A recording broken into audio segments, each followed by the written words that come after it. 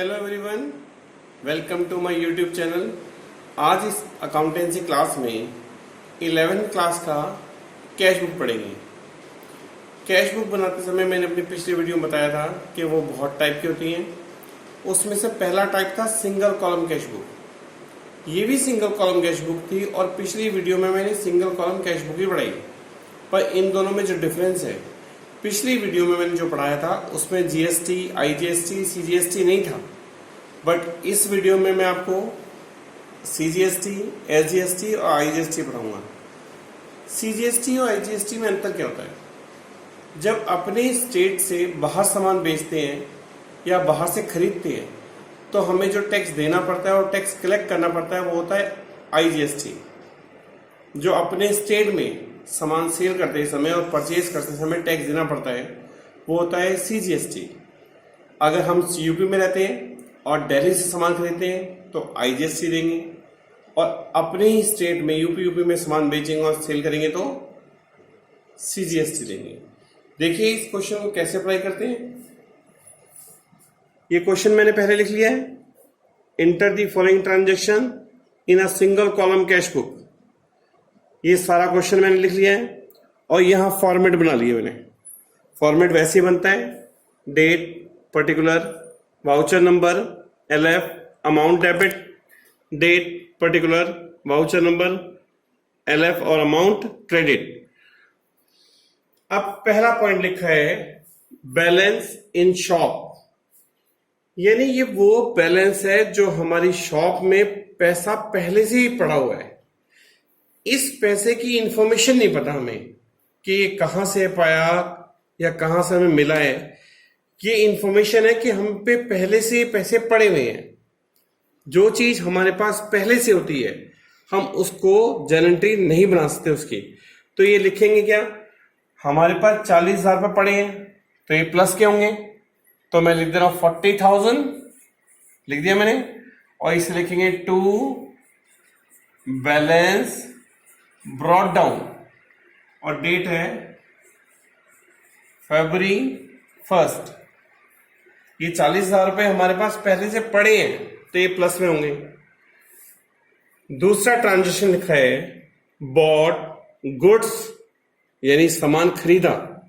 जब सामान खरीदते हैं तो पैसा जाता है तो ये किधर आएगा, उस साइड में।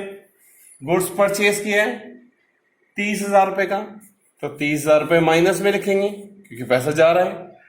तो हमने परचेज किया है तभी तो पैसा गया है, तो लिखेंगे इसे परचेज अकाउंट। और इसकी डेट है February 2। सामान परचेज करते समय हमें सीजीएसटी और एसजीएसटी देनी पड़ी है, वो दोनों 6% है, तो इसी पे 6% लगाएंगे 30,000 पे। क्योंकि ये अमाउंट इधर आई है इसलिए टैक्स भी इधर ही आएंगे। बाय लिखते कैसे हैं इसे, input CGST 6%, by input SGST 6%। ये 6% करना किसका है, इस 30,000 रुपए का। 1800 और 1800 जिसे कैलकुलेट करना नहीं आता वो देखें, ये 30,000 लिखे मैंने, 6/100 कितना आया 1800, और ये भी 6% सेम आएगा। दोनों की डेट सिमिलर होंगी 2 फरवरी, यानी मैंने ये भी ट्रांजेक्शन सॉल्व कर लिया और ये भी सॉल्व कर लिया। नेक्स्ट लिखा है डेट 5, गुड्स सोल्ड। अब सामान बेच रहे हैं हम लोग। जब हम सामान बेचते हैं तो पैसा आता है, तो इधर लिखेंगे हम 40,000 और रीजन लिखेंगे टू सेल, क्योंकि पैसा आया है। पर कब आया, जब हमने सामान सेल किया। अब क्योंकि इस पर भी लिखा है सीजीएसटी 6% और एसजीएसटी 6%, तो 6% और 6% किसका होगा, 40,000 का। पर उधर इनपुट लिखते हैं और इधर लिखते हैं आउटपुट, आउटपुट CGST 6%। तो 6% कितना आएगा? 2400।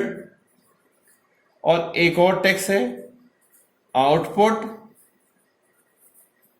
SGST, ये भी 6% था, तो ये भी 2400 आएगा। डेट दोनों में सिमिलर आएंगी, यानी ये भी ट्रांजैक्शन हमने सॉल्व कर लिया।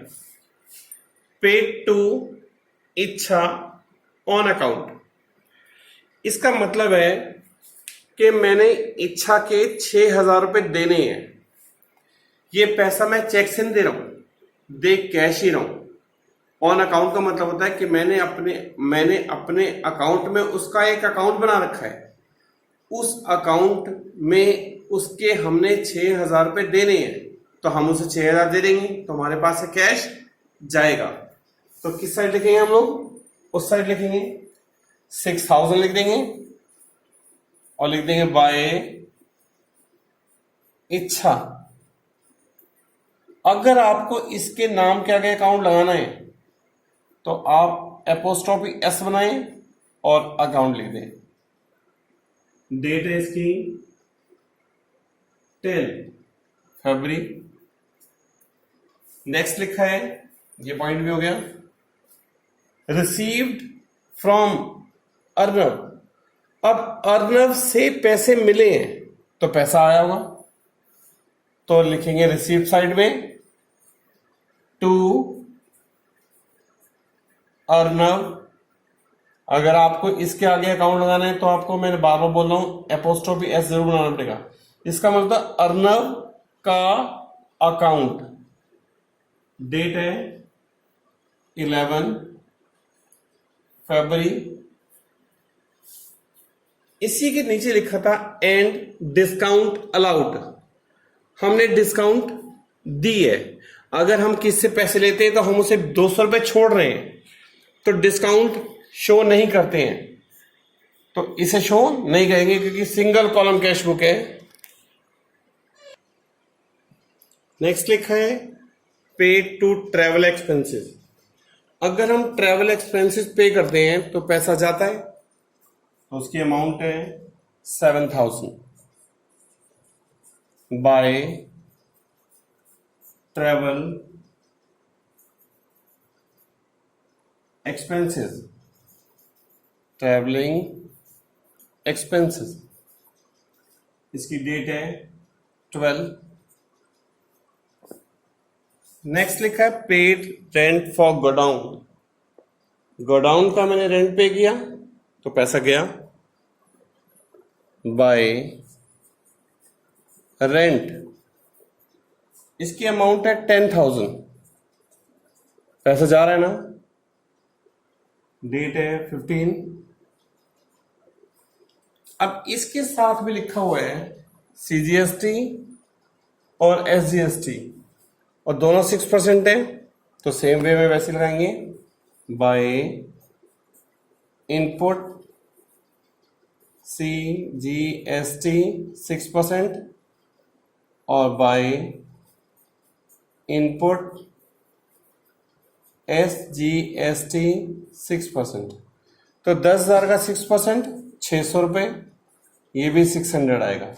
डेट दोनों में सिमिलर रहेगी 15-15, क्योंकि एक ही ट्रांजैक्शन है ये। तो ये भी पॉइंट हो गया और ये भी लिख लिया मैंने। पेड टू माही, माही को मैंने पैसे दिए हैं तो पैसा गया, जो दिए हैं वो दिए हैं 13,000 बाय माही। आप ध्यान रखिएगा, लिखना आपको सिर्फ रीजन है, वो डेट है 18। इसी के साथ लिखा है and discount allowed by them. ये नहीं लिखेंगे क्योंकि हमने कहा है कि सिर्फ कैश ट्रांजैक्शन लिखने हैं, यानी ये लिखा जाएगा और डिस्काउंट नहीं लिखनी। नेक्स्ट लिखा है डेट 18, डिपॉजिट इनटू बैंक।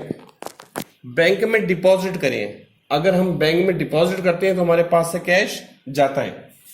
तो हमने जो डिपॉजिट करे वो 5,000 रुपये है, तो 5,000 लिख दे रहे हम। देखिए, और पैसा कम हो रहा है, पर किस वजह से कम हुआ है? बाय बैंक, क्योंकि पैसा कहाँ गया हमारे पास से? बैंक में। तो इसकी डेट थी 18, ये भी पॉइंट हो गया। परचेज गुड्स फ्रॉम तनिष्का, अगर किसी पर्सन का नाम लिखा हो परचेज करते समय तो वो क्रेडिट ट्रांजैक्शन होता है, इसलिए वो ट्रांजैक्शन नहीं आता, ध्यान रखिएगा। नेक्स्ट लिखा है गुड्स सोल्ड टू पूनम, अब हमने इसे सामान सेल किया पूनम को, तो क्योंकि ये भी क्रेडिट है, इसकी भी इंफॉर्मेशन नहीं लिखेंगे।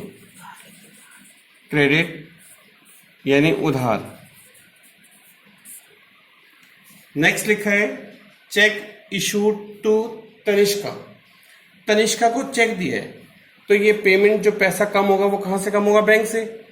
तो ये ट्रांजैक्शन भी हम नहीं लिखेंगे, क्योंकि हमें वही ट्रांजैक्शन होगा जिससे हमारी जेब से पैसा जा रहा हो। ये पैसा जा रहा है पर बैंक की जेब से जाएगा, इसलिए नहीं लिखेंगे। नेक्स्ट लिखा है विड्रॉ कैश फ्रॉम बैंक, 10,000 रुपए बैंक से निकाले हैं तो पैसा आया होगा, तो इस साइड लिखेंगे। और कहां से हमारे पास आया है? बैंक से आया है, तो टू बैंक अकाउंट। और इसकी डेट है 23rd, ये भी ट्रांजैक्शन हो गया। पेड सैलरी, सैलरी दे रहे हैं तो पैसा जा रहा है 5,000, और किसकी वजह से पैसा कम हुआ? सैलरी की वजह से। और इसकी डेट है 24। नेक्स्ट लिखा है लोन रीपेड, हमने लोन का रीपेमेंट करा है तो पैसा फिर गया, तो हम फिर लिख देंगे 7,000 बाय लोन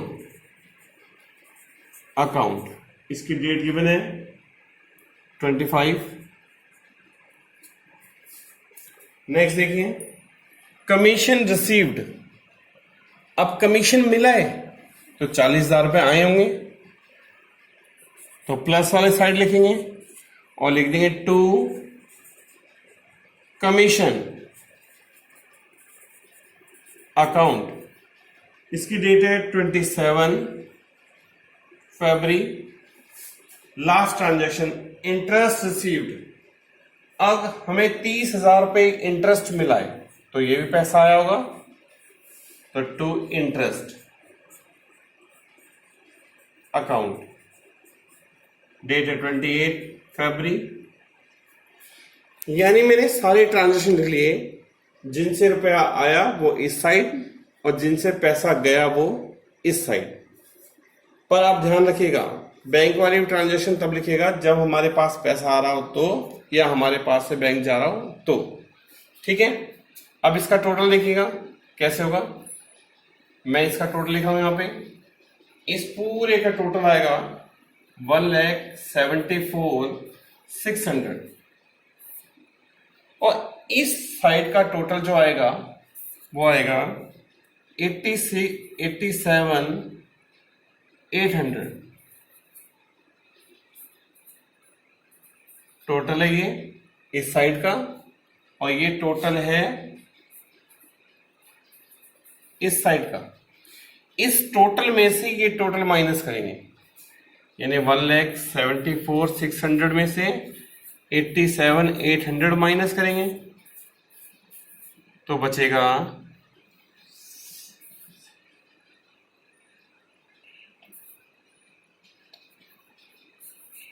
86,800 बैलेंस बचा बाय बैलेंस CD। ये डेट होगी 28 फरवरी। देखिए मैंने ऐसे लिखा, पर आप मत लिखिएगा, आप पहले मंथ लिखिएगा। जब सब आपने सब में मंथ पहले लिखा, देखिए इसलिए मंथ पहले और डेट बाद में लिखिएगा, और इससे लिखते ही दोनों टोटल क्या हो जाएंगे? इक्वल हो जाएंगे।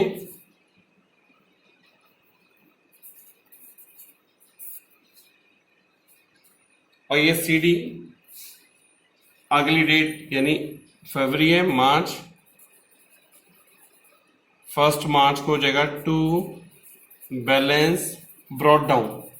यही बैलेंस जो CD है वो टोटल के नीचे लिख देंगे ब्रॉट डाउन करके।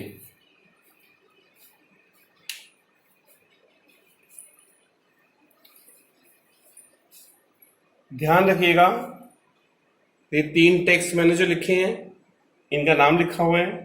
CGST का मतलब होता है state goods and service tax.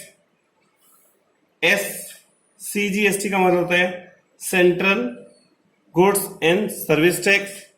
और IGST का मतलब होता है inter state goods and service tax. इधर टैक्स लिखेंगे तो इनपुट लिखिएगा और इधर लिखेंगे तो आउटपुट लिखिएगा।